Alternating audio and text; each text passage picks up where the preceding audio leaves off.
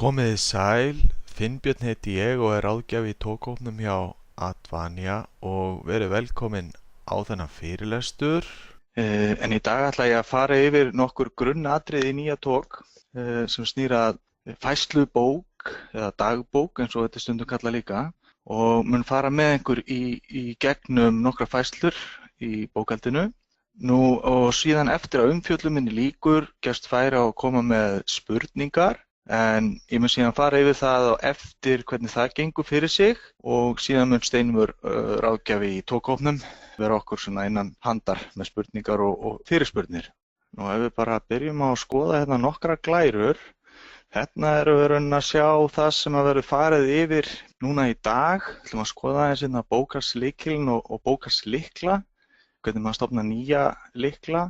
Bókunarflokkar sem eru í rauninni tengingin á milli fjárhagskerfisins og undirkerfi þess sem eru viðskiptamenn, lánardrottnar, vörur og bankareikningar.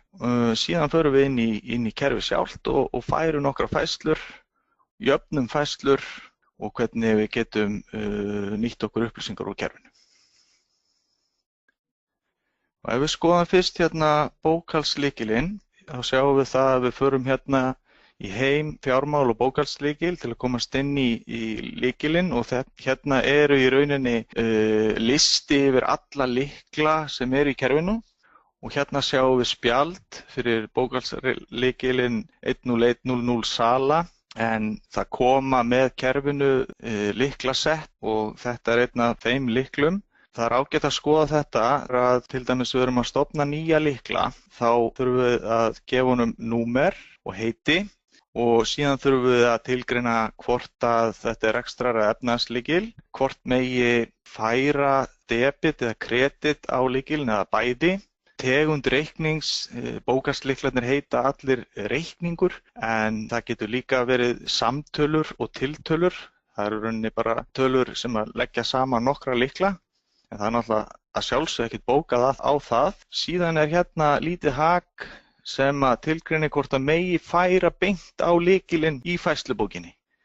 Eins og þessi lykill hérna er nú sennilega venjulega hafður með engu haki hér út af því að bókun á þennan lykil fer venjulega fram í gegnum sölureikninga. Þannig að þá eru það sjálfkrafa bókanir, ekki bein bókun. Og síðan höfum við hérna upplýsingar bókunna sem að stýri því hvernig er fært á þennan lykil. Það er sem sagt, er þetta sala eða innkaup, er þetta innlendur eða erlendur, viðskiptabókunarflokkur og vörubókunarflokkurinn hann er mikilvægur að því að hann tilgreinir hvaða vaskprósenta er. Bókunarflokkarnir, þeir ráða því hvernig færslurnar bókast í kerfinu. Skoðum hérna yfirlit yfir bókunarflokkana. Þegar að til dæmis viðskiptamenn og lánardrottnar eru stofnaðir, þá þarf að segja tilgreina hvort að það sé innlendur eða erlendur, en það segir til á hvaða safnlykil í fjárhag færslurnar bókast. Að sama skapi bankareikningar sem eru undir kerfi, undir fjárhagnum, það eru rauninni sérkerfi. Með því að setja bókunarflokkinn banki í bankareikningsspjaldinu, að þá erum við að segja kerfinu að bóka allar hreyfingar sem eru færðar á þennan bankareikning á safnlykil bankareikninga í fjárhag. Það er rauninni einn safnlykil fyrir alla bankareikningana. Og síðan höfum við vörubókunarflokkar en þeir eru notaðir fyrir vörurnar sem eru settir á reikningana og ráða því hvert færslan eða tekjurnar bókast á hvaða tekjulykil og síðan hvaða vaskprósenta er. Þannig að ef það er sölureikningur þá ræður þetta vaskprósentunni. Nú undir kerfi fjárhagskerfisins eru viðskiptamenn, lánardrottnar og bankareikningar en þessi undirkerfi tengjast fjárhagskerfinu þannig að þegar er bókað á viðskiptamann eða lánardrottinn eða bankareikning að þá færist færslan á viðkomandi kennitölu eða heiti bankareiknings eða banki og í fjárhagnum bókast það á safnlykla. Þannig að þessi safnlyklar eru sjálfkrafa uppsettir og þetta er svipað og í gamla tókinu varðandi viðskiptamenn og lánardrottna en bankakerfið er ólíkt því að í nýja kerfinu þá hafa bankareikningar ekki sér fjárhagslykil heldur eru þeir stofnaðar í þessu undirkerfi, ekki ólíkt viðskiptamönnum. En fjárhagsfærslurnar safnast allar saman á 42320 sem er rauninni bara heiti banki. Nú snúum okkur að færslubókunum, en færslubækurnar koma þessar sem eru hér, þær koma sjálfkrafa með kerfinu, fjárhag, greiðslur og lánardrottnar. En einfalt að stofna nýja færslubók með að smella bara hér og síðan hafa þær allar fyrirfram ákveðnar númeraræðir sem er einnig hægt að breyta ef maður vill gera það. En þá ætla ég að opna kerfið. Hér eru við sem sagt bókhalslykilinn og hér eru við með þessa safnlykla sem ég var að tala um áðan. Bara sýna ykkur hérna. Þessi hérna til dæmis er safnlykill fyrir alla bankareikninga. Ef við bara opnum hérna færslubókina, þá förum við hérna heim, fjármál og færslubók. Og við erum að nota þessa hérna sem heitir fjárhagur, við opnum hana bara. Og hérna eru ótal dálkar. Það er hægt að breyta dálkunum með hægri smella bara á fyrirsögn einhvers dálk og þá er hægt að velja hvaða dálka maður vill hafa sýnilega.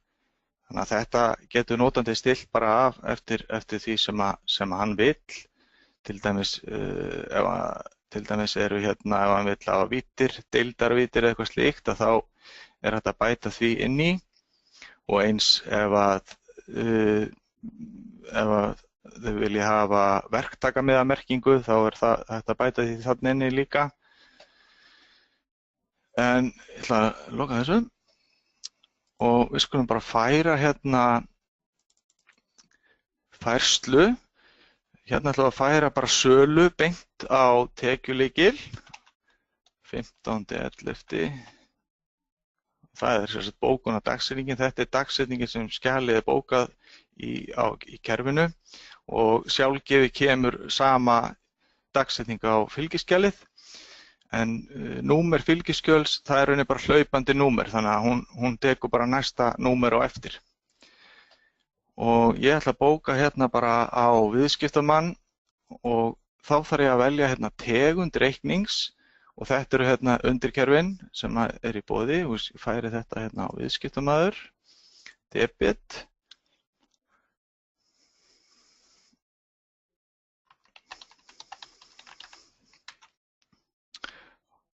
Svona, hún tekur sjálfkrafa lýsinguna úr viðskiptamannanúmerinu en það er hægt að skrifa hérna líka bara.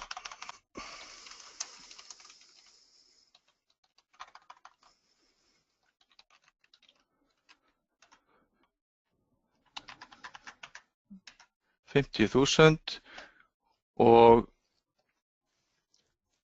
þetta er unni debithliðin af færslunni. Ef við sjáum þetta niðri, hér er afstemming, 50.000 í debit, þannig að færslan stemmir ekki, en það er alltaf líka hægt að fara inn í prófunarskýrslu og þá getur maður séð hvernig bókunin lítur út. En nú sjáum við hérna kemur viðvörun að fylgiskjalið er 50.000 krónum frá jöfnuði, þannig að það er ekki hægt að bóka þetta svona. Nú í mótreikning þá ætla ég að velja sala 24% og ég get skrifað hérna ef ég man ekki númerið sala og sett hérna kredit. Það sem er í mótreikning er í kredit, þannig að hér erum við raunin að bóka færsluna í einni línu. Þessir dálkur hérna vaskupphæð, hún segir okkur hvort það sé verið að reikna vaskafærslunni og það eru rauninni 2 vaskupphæðarreitir, þetta er rauninni á við debitliðina þannig að það er vitalega 0 og svo mótreikningsvaskupphæð það er rauninni kreditliðin þannig að við sjáum það að það er verið að reikna virðisaukaskatt af þessari færslu og við getum líka séð í prófunarskýrslunni að það færslan, það kemur engin villa þannig að þetta gengur alveg upp. Förum þá í næstu línu og bókum hérna aftur.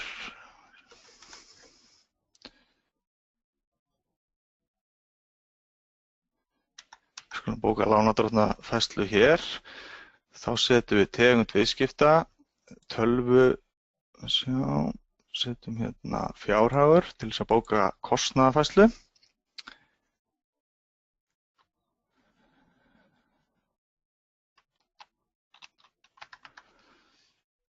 Tölvukostnaður. Köllum þetta hérna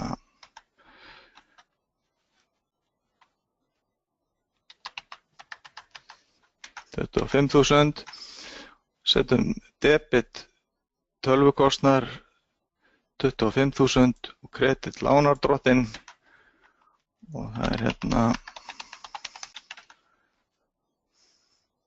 sjáum það að lánardrottinn kemur hérna niðri líka og bókum svo eina færslu hérna í viðbót 15. og höfum það bara líka svona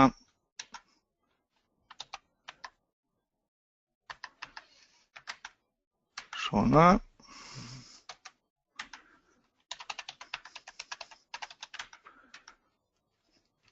og þá er færslubókin tilbúin. Bókum þessar 3 færslur hérna.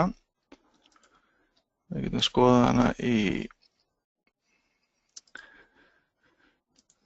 prófunarskýrslunni og síðan veljum við einfaldlega að bóka. Svona. Og síðan ætla ég að bóka einn reikning hérna sem ég var með tilbúin.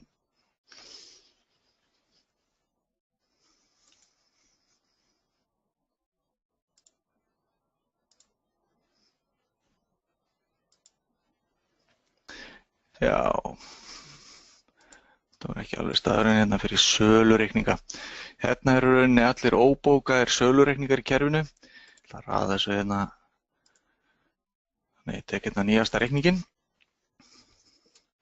opna hann og hérna sjáum við að þetta er rauninni reikningur á hérna sama viðskiptamann og við vorum með í færslubókina áðan og hér höfum við vörunúmer og hér reiknast engin vaskur af því að þetta vörunúmer er tengt bókunarflokki án vask og ég bara bóka þetta svona.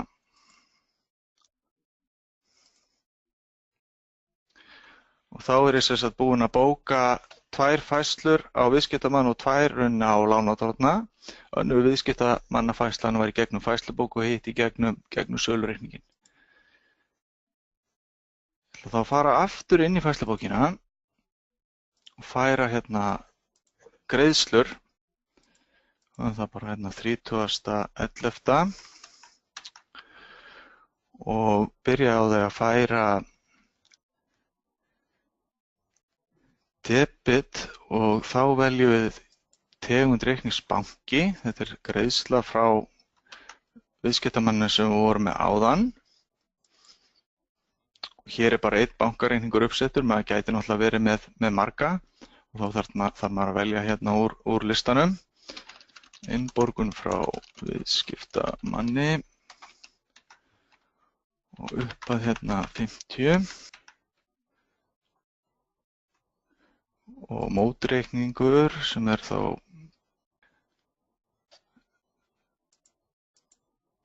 tegund viðskiptamaður.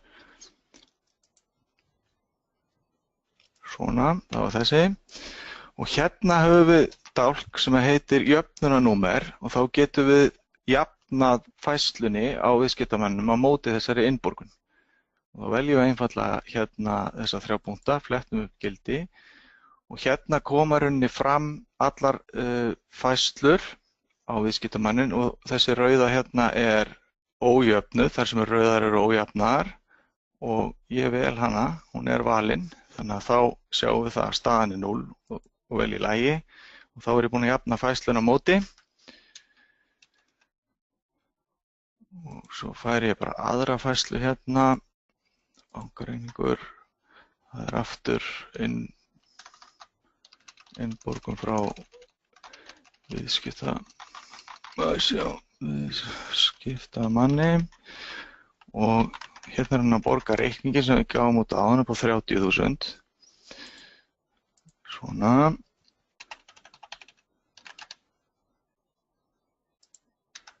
Nú ætla ég ekki að jafna þessari færslu, ég ætla að sýna ykkur aðra leið til þess að jafna þeirri færslu á eftir.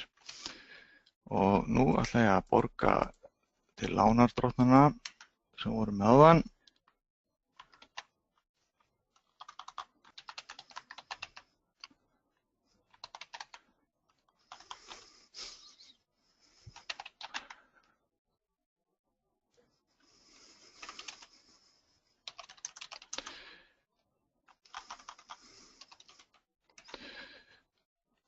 Setjum það hérna 25.000, kredit, bankareikningur, jöfnum hérna á móti, hérna sjáum við upphæðina 25, þá þurfum við að leita hérna í færslunum, sjá, það er hér 25, staða 0 og í lagi, þá er ég búinn að jafna þessu. Og síðan ger ég aðra færslu hérna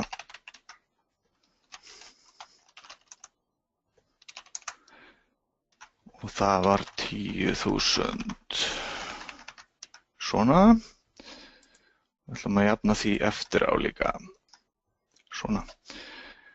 Og þá er færslubókin tilbúin, þessar greiðslur hérna. Skoða hérna forskoðun og það koma enga villur og allt er í lagi, þannig að þá bókum við þetta bara. Svona. Og nú ætla ég að fara og finna, við getum nefnilega að jafna á móti færslum á viðskiptamannaspjaldi eftir á, en það var þægilegt að gera það í færslubókinni. Þannig að þá förum við hérna í fjármál, sala og finnum hérna viðskiptamanninn. Förum hérna í færslur og hérna sjáum við færslurnar og við sjáum það að þessar færslur, hérna þessi er opin og þessi, en þessi er lokuð því það er búið að jafna þeim. Þannig að ég ætla að jafna þessari á móti þessari hérna. Þá fer ég hérna í aðgerðir, jafna færslu. Svo. Það var vist þessi hérna, jafna færslu 30.000 á móti þessari hérna. Og þá fer ég að setja hérna kenni í jöfnunar, rauninni merkja færsluna. Þá sjáum við að 30 stjarna og staðan hérna er 0. Jöfnu upphæð mínus 30, tiltæku upphæð 30.000 og staðan er 0 og bóka jöfnunna. Og þá er sérst búið að jafna öllum færslum á þennan viðskiptamann. Nú það er hægt að með sama hætti jafna lánadrottnafærslunum. Þannig að það er alveg sambærilegt. En þá er yfirferð minni lokið og nú er ykkur velkomið að koma með spurningar. Það sem þið þurfið að gera er að smella inn á spurningamerki hægra myndinni á skjámyndinni hjá okkur og skrifa þá spurningu og ég mun þá svara því og mér til aðstoðar er hún Steinvör, það er líka að senda spurningu á hana. Þannig að gjörið svo vel.